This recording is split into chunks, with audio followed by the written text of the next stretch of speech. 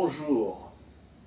En parallèle avec la procédure d'Alia à partir de la France, de la Belgique ou de la Suisse, nous avons mis sur pied un autre système. Un système qui vous permet, lorsque vous êtes arrivé en Israël en tant que touriste et que vous avez pris la décision de venir vous installer en Israël, de devenir un nouvel immigrant, donc nous avons créé un système qui vous permet de faire ce qu'on appelle le changement de statut en Israël. C'est une procédure qui est devenue relativement simple. Il y a une série de documents dont vous devez vous munir, je vous en parlerai dans un instant. Mais sachez que vous pourrez vous présenter avec notre participation. En fait, nous vous accueillerons dans des centres, dans différentes villes. Vous pourrez être reçu à la fois à Haïfa, à Natania, à Ranana, à Tel Aviv, à Ashdod, à Beersheba ou à Jérusalem, quel que soit votre lieu de résidence. C'est-à-dire que vous pouvez habiter à Haïfa et être reçu à Ranana parce que le rendez-vous sera plus rapide ou qu'il y a moins de pression dans cet endroit-là pour faire un changement de statut. Et avec plaisir, nous vous recevrons à ce moment-là. Alors, quelle est la procédure? La procédure est relativement simple.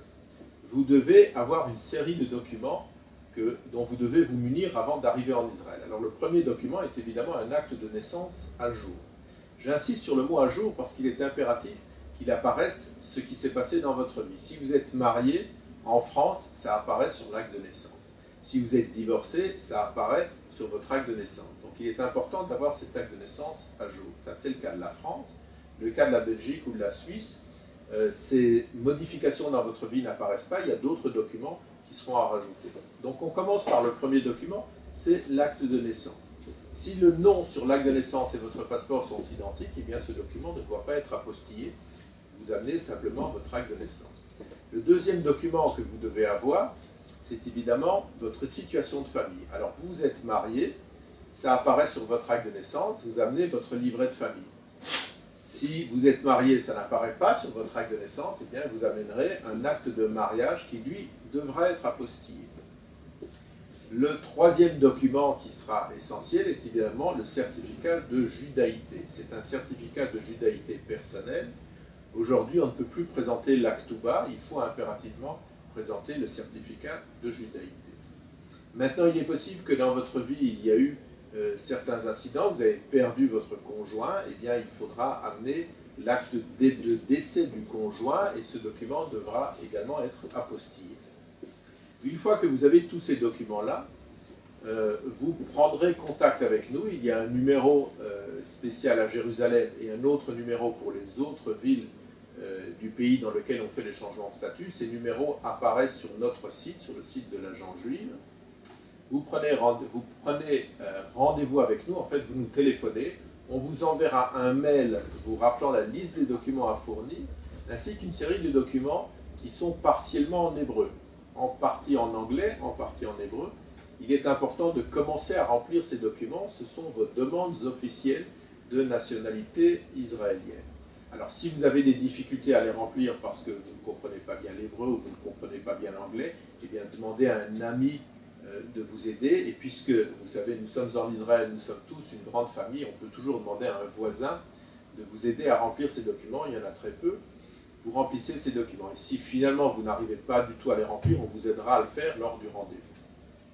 Donc vous avez les premiers documents, vous avez rempli ces choses-là, vous vous munissez de photos d'identité, vous allez nous renvoyer ces documents par mail, nous allons vérifier si tout est bien en ordre, éventuellement s'il y a des modifications à faire ou des documents à rajouter, par exemple, si vous n'êtes pas juif mais votre conjoint est juif, si vous avez fait une conversion, eh bien il y a peut-être des documents qu'on vous demandera de rajouter, eh bien vous rajouterez ces documents-là, vous nous envoyez tout ça, nous vérifions votre dossier, et une fois que c'est fait, c'est une histoire de jours, ça ne prend pas très longtemps.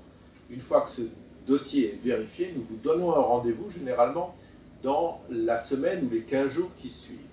À ce moment-là, vous rencontrerez lors du rendez-vous le représentant du ministère de l'Intérieur ainsi que notre délégué, le délégué de l'agent juif. N'oubliez pas qu'il est impératif d'amener avec vous vos documents originaux puisque vous devrez les présenter. J'ai oublié de vous parler du document le plus important qu'il faut présenter, évidemment, c'est l'extrait du casier judiciaire. Lui, il doit être tout à fait récent, il doit avoir moins de 6 mois à la date du rendez-vous. Et ce document-là doit être apostillé. Ce document, vous apporterez évidemment tous les originaux. Le représentant du ministère de l'Intérieur ne gardera que l'original du casier judiciaire. Il ne garde ni le certificat de judaïté, ni l'acte de naissance, uniquement l'original du casier judiciaire apostillé. Lorsqu'il n'est pas en français, comme c'est le cas de certains documents belges, il faudra le faire traduire en hébreu. S'il est en français ou en anglais, il ne faut pas faire traduire ce document-là. Donc vous présentez tous les documents, le représentant du ministère de l'Intérieur vérifie que tout est en ordre, puisque ça a déjà été vérifié, il donne son aval, il vérifiera que les documents de demande de nationalité sont remplis convenablement, vous devrez signer devant le représentant, donc ne signez pas encore ces documents. Et puis le document qu'il remplira devant vous, c'est un document de numéro d'identité, une inscription dans les registres de la population. C'est à ce moment-là que vous verrez pour la première fois votre numéro d'identité israélien. Il remplira avec vous ce document, vous le signerez, vous vérifiez évidemment qu'il n'y a ni d'erreur dans votre date de naissance, ni d'erreur dans le nom des parents, ni d'erreur dans votre nom ou prénom. C'est à ce moment-là que vous pouvez, si vous le souhaitez, modifier votre nom ou votre prénom.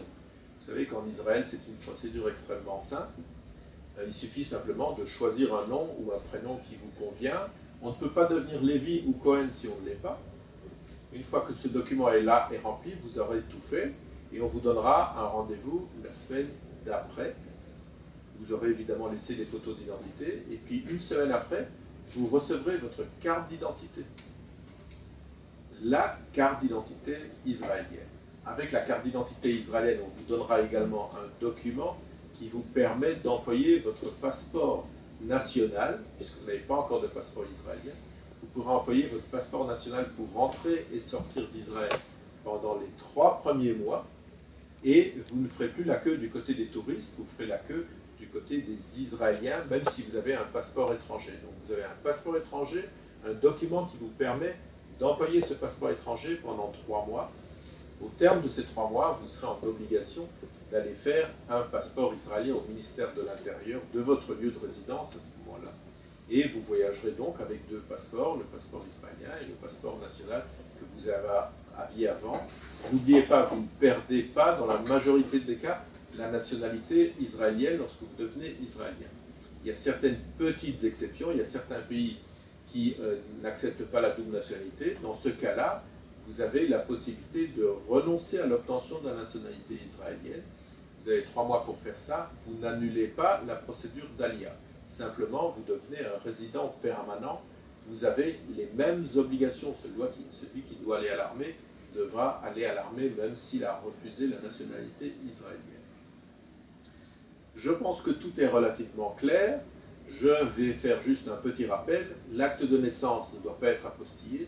Si vous devez amener un acte de décès, un acte de mariage, un acte de divorce, ces documents-là doivent être apostillés. Le casier judiciaire doit avoir moins de 6 mois à la date du rendez-vous, prenez ça en considération. Il doit également être apostillé.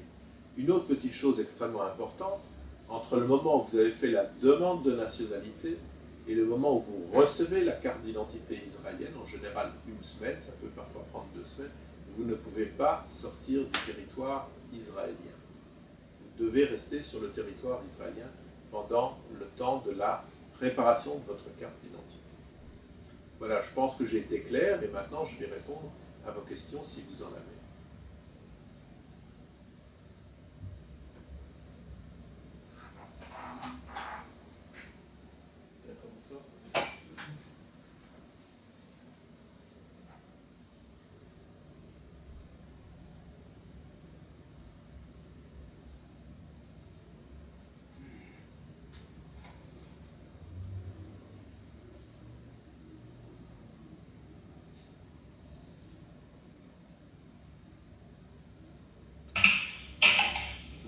Voilà, quelqu'un a-t-il des questions? Oui, vous m'entendez? Je vous entends très bien. Bonjour. Bonjour. Quelques questions sur ce que vous avez dit. Qui appose l'apostille sur les documents en France? Alors, en France, c'est relativement simple, ça dépend de la cour d'appel d'où le document a été émis. Ici, il s'agit du casier judiciaire, c'est la cour d'appel de Rennes, puisque vous demandez le casier judiciaire à Nantes. Nantes dépend de Rennes, vous devez le faire apposer par la cour d'appel de Rennes. Si c'est le cas d'un acte de décès, eh bien, là où a lieu le décès, c'est-à-dire la mairie qui a délivré le document de décès, eh bien, il faut aller à la cour d'appel dont dépend la mairie. Si c'est Paris, c'est la cour d'appel de Paris. Si c'est dans une autre ville, c'est la cour d'appel dont dépend cette autre ville. En ce qui concerne l'acte de naissance, pour ceux qui sont nés en France, c'est la cour d'appel dont dépend leur lieu de naissance. Ceux qui sont français nés à l'étranger, c'est de nouveau la cour d'appel. Ils demandent l'acte de naissance à Nantes et c'est la cour d'appel de Rennes.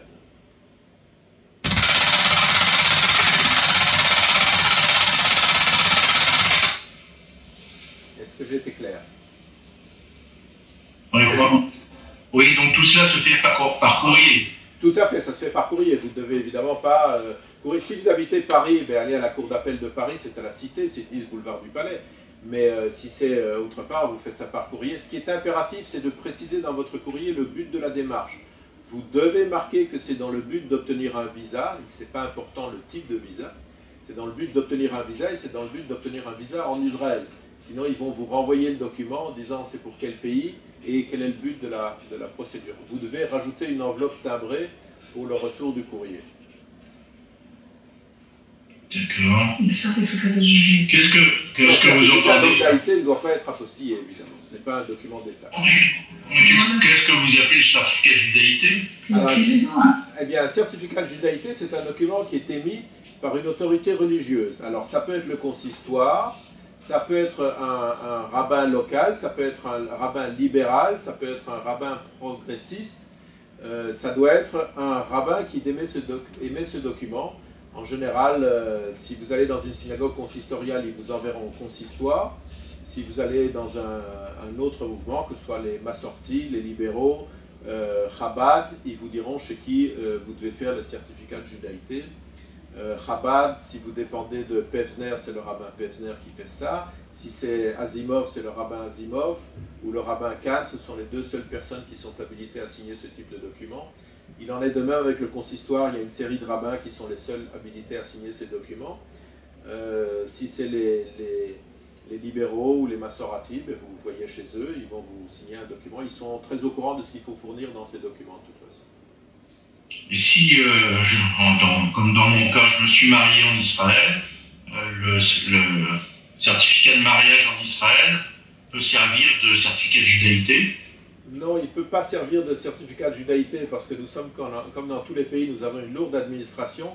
L'acte de mariage, il est émis par le ministère des cultes et vous allez soumettre une demande de naturalisation au ministère de l'Intérieur. Donc ces deux-là ne se reconnaissent pas les documents les uns des autres. Les réglementations sont différentes, tout simplement. Vous savez que vous pouvez avoir un visa de nouvel immigrant si vous êtes juif libéral, alors que vous ne pourrez pas vous marier en Israël par le ministère des cultes si vous êtes juif libéral. Donc la législation est un petit peu différente. Donc il faut que ce soit émis par une autorité religieuse du pays dans lequel d'où vous faites la aliyah, en fait. Bon. Désolé de vous décevoir. Oui, d'autant plus que si je me suis marié en Israël, c'est qu'on m'a demandé un certificat de Voilà. judaïté en Israël. Tout à fait. Quand vous êtes marié en Israël, vous avez présenté un certificat de judaïté. C'est le même certificat que vous devez présenter au ministère de l'Intérieur. Et il faut qu'il soit à jour, oui, c'est ça? Oui, Faut mais qu'il soit récent. il faut qu'il soit récent, c'est-à-dire n'amenez pas un certificat d'il y a 30 ans. Mais si c'est un certificat d'il y a 1 an, 2 ans, 3 ans, il ne s'est rien passé de particulier dans votre vie. C'est-à-dire vous n'avez pas changé de compagne. À ce moment-là, il va être à jour dans ce qui est marqué dedans. C'est bon, ça ne doit pas être d'hier matin, ça peut être un peu plus ancien, tout à fait. Mais n'amenez pas quelque chose qui a 20 ans ou 30 ans. D'accord. Bon. Si j'ai bien compris, en fait, lorsqu'on fait cette demande, on doit rester en Israël jusqu'au moment de la délivrance de la carte d'identité. Tout à fait. On n'est pas obligé, à ce moment-là, de rester 3 mois, 6 mois, 9 Ah mois non, d'avant. non, non. Une fois que vous avez la carte d'identité, ce qui est impératif, c'est que le ministère de l'Intérieur va bloquer votre dossier si vous faites une demande de nationalité et vous quittez le territoire juste après la demande. Donc vous devez faire la demande et la recevoir. Donc ça prend entre 1 à 2 semaines. Une fois que vous avez reçu la carte d'identité, vous avez la nationalité israélienne. Il y a encore des démarches à faire qui sont l'obtention d'un carnet de nouvel immigrant ou des trucs comme ça. Mais là, il n'y a plus d'obligation de rester sur le territoire israélien. Vous ne pouvez pas partir entre le moment où vous avez déposé vos documents pour obtenir la carte d'identité et la délivrance de la carte d'identité, tout simplement. D'accord. Et à ce moment-là, je suis considéré comme volé ou pas? Alors, vous êtes considéré comme israélien au moment où vous recevez la carte d'identité. Pour faire valider le statut d'olé, en fait, les avantages qui y sont liés, vous devez aller vous présenter au ministère de l'intégration, puisque c'est eux qui délivrent un carnet d'immigrants, ce qu'on appelle la Teudat Olé, dans lequel sera inscrit tous les avantages dont vous allez bénéficier si vous achetez une voiture, si vous dédouanez un conteneur, etc. Les réductions sur la taxe d'habitation. Tout ça, c'est par l'intermédiaire du carnet de nouvel immigrant, c'est le ministère de l'intégration. Donc une fois que vous avez la carte d'identité, vous prenez rendez-vous avec eux, vous irez les voir 2-3 jours après, et eux vous donneront un carnet de nouvel immigrant, ils vous donneront des formulaires pour vous inscrire dans une caisse de santé également. Et ça, c'est limité dans le temps ou pas? C'est-à-dire, je peux repartir une fois que j'ai la carte d'identité et revenir ensuite pour obtenir cela 1 an après, ou 6 mois après, ou 2 ans après? Alors, vous pouvez faire ça comme ça, mais n'oubliez pas que les droits commencent au moment où vous recevez la carte d'identité. C'est-à-dire, ce n'est pas la date de délivrance du carnet d'immigrant qui compte, c'est la date de délivrance de la carte d'identité. Si vous recevez une carte d'identité aujourd'hui, et vous venez dans 2 ans chercher un carnet de nouvel immigrant, ben vous avez brûlé 2 ans. D'accord. Donc vous avez intérêt à tout faire d'un coup, en fait. Faites tout ensemble. Vous pensez à quoi quand vous dites brûler 2 ans? Mais regardez, pour faire venir un conteneur, vous avez 3 ans. D'accord. Vous avez 3 ans, vous revenez dans 2 ans, et bien 2 ans, il vous reste 1 an pour le faire. Vous ne pouvez conduire avec le permis français que pendant 1 année. Si vous venez après, vous ne pouvez plus conduire avec un permis étranger. Vous êtes limité dans le temps dans toute une série de choses. Vous avez la gratuité de la caisse de santé pendant la première année de votre alia. Si vous venez après, ben, il n'y a plus de gratuité. Vous avez le panier d'intégration dans la première année de votre alia. Donc si cette année est passée, vous n'avez plus le... Donc faites tout d'un coup. Maintenant, ce qui est impératif, c'est de décider, soyez logique dans votre démarche. Si vous voulez faire votre alia, ça veut dire que vous avez l'intention de vivre en Israël. Si vous pensez que vous ne viendrez vivre en Israël que dans 2 ans, faites votre alia dans 2 ans. Ce n'est pas la peine de la faire maintenant, c'est prématuré. Oui, mais si je pensais en fait faire une alia progressive, parce que je viens de plus en plus fréquemment et de plus en plus longtemps, oui. Donc je voulais savoir également si ceci est une possibilité, parce que aujourd'hui, cette alia progressive commence notamment à me poser un problème, c'est que quand je passe 2 mois et demi en Israël, je n'ai pas de couverture médicale. Tout à fait. Maintenant, regardez ce qui va se passer avec la couverture médicale. Si vous arrivez, vous faites votre alia, vous vous inscrivez à la caisse de santé. Au bout d'1 an, la sécurité sociale, ce que nous appelons le Bitoire Leumi, vérifie votre présence en Israël. Si elle se rend compte que vous n'êtes pas du tout présent en Israël, être 1 mois et demi par an en Israël, c'est ne pas être présent en Israël. Si vous n'êtes pas présent en Israël, ils vont vous éjecter du système, donc vous n'aurez pas non plus de couverture médicale. Ça ne va pas résoudre votre problème. Eux regardent la présence en Israël. Il faut qu'il soit clair que votre présence... Alors, ils ne comptent pas les jours, mais il faut qu'il y ait de nouveau une consistance. Il faut être consistant dans votre démarche. S'il est clair que sur 1 année, vous êtes très peu de temps en Israël, la sécurité sociale ne va pas vouloir vous accorder la couverture médicale. Ils vont dire que vous n'êtes pas là. Donc, vous n'avez pas de couverture médicale non plus, même si vous avez fait votre alia. C'est le cas d'Israéliens qui ont quitté Israël. Quand ils quittent Israël et ils n'habitent pas en Israël de manière active, eh bien, ils sont déchus de leur couverture médicale. Ils sont en fait considérés comme non-résidents. Et en Israël, un non-résident n'a pas droit à une couverture médicale.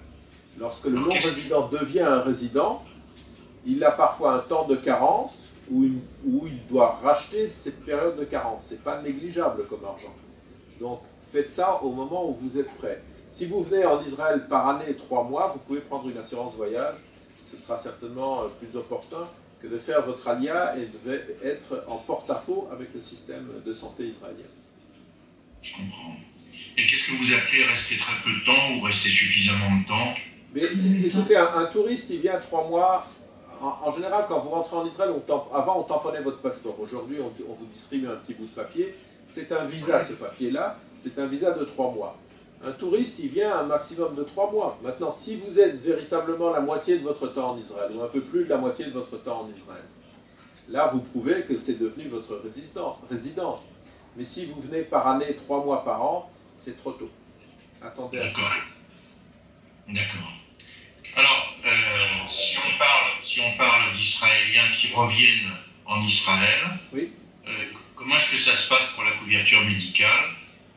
Alors, un Israélien, une personne qui a quitté Israël, je sais pas, il y a un certain nombre d'années, il revient aujourd'hui, on considère qu'il y a par année d'absence 1 mois de période de carence, avec un maximum de 6 mois. Ça, c'est une option. Donc, une personne qui était 10 ans en dehors d'Israël arrive en Israël, pendant 6 mois, il n'a pas de couverture médicale, il va cotiser, mais il ne peut pas bénéficier des soins médicaux, et après 6 mois, et pendant ces 6 mois-là, il ne peut pas sortir du territoire israélien. Bon, on peut sortir 2-3 jours, mais il ne peut pas sortir du territoire israélien puisqu'il doit prouver qu'Israël est vraiment devenu sa résidence principale. Mais il n'est pas couvert. Alors la deuxième option, c'est de racheter cette période de droit. Aujourd'hui, on est aux alentours de 10 à 11 000 shekels, si je ne me trompe pas. Vous rachetez cette période de droit, vous n'avez pas de période de carence, vous êtes assuré immédiatement. Vous pouvez rentrer et sortir de manière plus libre. Et vous avez accès immédiatement aux soins. Alors tout est lié à votre âge. Si vous êtes jeune, mais en général les jeunes ils ne sont pas malades pendant la majorité du temps. Donc le fait de devoir attendre pendant 6 mois peut ne pas être un obstacle. Si vous commencez à avoir l'âge où on commence à avoir beaucoup de petits bobos, c'est impératif d'avoir une couverture médicale, on ne sait jamais ce qui arrive. Ne me dites pas ben, je me ferai rapatrier en France si j'ai un problème. Si vous avez un problème sérieux, vous ne serez peut-être pas en état de vous faire rapatrier. Et il faut que vous soyez couvert par une couverture médicale, c'est très important. Et donc là, la solution est de venir et de racheter. Voilà, vous pouvez racheter. 6 mois. Tout à fait, vous pouvez racheter cette période, c'est un montant fixe, hein, je crois 11 000 shekels. Vous pouvez racheter ça, vous payez, vous êtes couvert. Mais de nouveau, ça ne sert à rien si vous allez être 3 mois sur l'année de nouveau. Donc prenez ça en considération. Pourquoi ça ne sert à rien? Parce que vous allez venir, vous allez dire je rachète, je veux être couvert immédiatement. Après 6 mois, vous allez disparaître. La sécurité sociale va revenir à la case départ en disant ben, vous n'habitez pas vraiment. Donc ils vont de nouveau vous déchoir de la couverture médicale. Donc vous allez simplement jeter 11 000 shekels comme ça par les fenêtres parce que vous allez perdre à nouveau la... Ça ne vous garantit pas de garder la sécurité sociale, le fait de racheter les droits. C'est deux choses qui sont liées. Il faut être sur place et racheter les droits si on était absent longtemps. D'accord. Être sur place, ça veut dire plus que c'est... Être sur place, ça signifie plus de 6 mois. Oui, c'est un peu plus de 6 mois par an. C'est-à-dire prouver que c'est le lieu de votre résidence principale. En général, je ne sais pas, quand vous habitez en France, vous partez en vacances 2 mois, 3 mois par an, peut-être 4 mois par an, mais la majorité du temps, vous êtes en France. Mais faites la même chose en Israël. En Israël, ils vont regarder tout de même plus de 6 mois. Fiscalement, ça a une incidence également vis-à-vis du pays que vous allez quitter. Vous pouvez ne plus être résident fiscal si vous êtes au moins 6 mois et 1 jour dans un autre pays qui est votre résidence principale. Mais faites attention, en France, ils sont très tatillons sur la résidence fiscale. C'est-à-dire que ce n'est pas toujours suffisant d'être 6 mois et 1 jour dans un autre pays. Il faut également prouver que c'est le centre des intérêts financiers, le centre de la vie, le centre de la résidence de la famille. Vous savez, on peut habiter 3 mois en France, mais c'est de là que vous tirez tous vos revenus. Je ne parle pas des retraités. Les retraités, le calcul est simple, un retraité va habiter autre part, ça devient le centre de sa vie. Mais une personne qui est active et qui vit 8 mois par an en dehors de la France, mais tous ses revenus viennent de France, même si vous êtes 4 mois en France, ils vont fiscalement vous considérer comme redevable. Mais enfin, allez prendre des conseils fiscaux, je ne vais pas trop développer la fiscalité. Française, oui, tout à fait. Si vous êtes un bon payeur à la fiscalité française, ils ne vous lâchent pas si facilement. Ils aiment bien ça. J'ai bien compris, je connais un peu la fiscalité aussi, donc voilà. J'ai bien compris. Voilà. Ça, c'est un sujet sérieux, on doit se préoccuper. Tout à fait, il faut prendre conseil avec des gens qui font ça toute la journée. Oui, très bien. Bon, je pense que vous avez... Pour recevoir un Toshav Choser. Alors, Toshav Choser, il est toujours soumis, ça s'appelle le paragraphe 58, donc c'est l'histoire de racheter la période de carence. c'est ce que je vous De disais. un maximum de 6 mois. C'est un maximum de 6 mois d'attente ou racheter cette période. Tout à fait. Ça. Et après, il faut prouver qu'on est, pour ne pas être rejeté de nouveau. Voilà, il faut prouver que six mois, votre six voilà. mois. Il faut au moins 6 mois. Le Toshav Choser, il vérifie véritablement si c'est devenu le centre de votre vie, Israël, ou si vous venez simplement en vacances. Auquel cas, ils vont de nouveau vous faire sortir du système. Ça ne sert à rien. Mhm. D'accord. Ok. Ok? Bon. Voilà. Et pour les retraités, c'est la même chose. Pardon? Pour les retraités, c'est la même chose. Les retraités israéliens ou les retraités... Toshav Choser retraité de France. Oui, oui, c'est la même chose. Israël, c'est un Toshav Choser. Le fait qu'il soit retraité de France n'a pas d'incidence. Mhm. D'accord. D'accord. Ok? En combien de temps il faut leur prouver qu'on est vraiment Toshav Choser? Pendant combien de temps on est examiné par les tuteurs Leumi? Je ne sais pas. Toshav Choser, c'est vraiment un département à part. Il faut vraiment voir avec le Bitoire Leumi ce qu'ils vont considérer. Ils regardent à la loupe. Il regarde à l'eau. Oui. Enfin, c'est toujours négociable. On est au Moyen-Orient, n'oublions pas ça. Oui.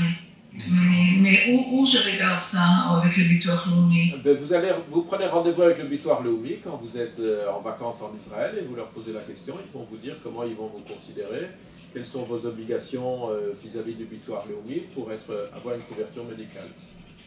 Mhm. D'accord. Voilà. Merci beaucoup. Très bien. Je vous en prie. Merci beaucoup. Je vous en prie. Et plaisir. Et à très bientôt en Israël.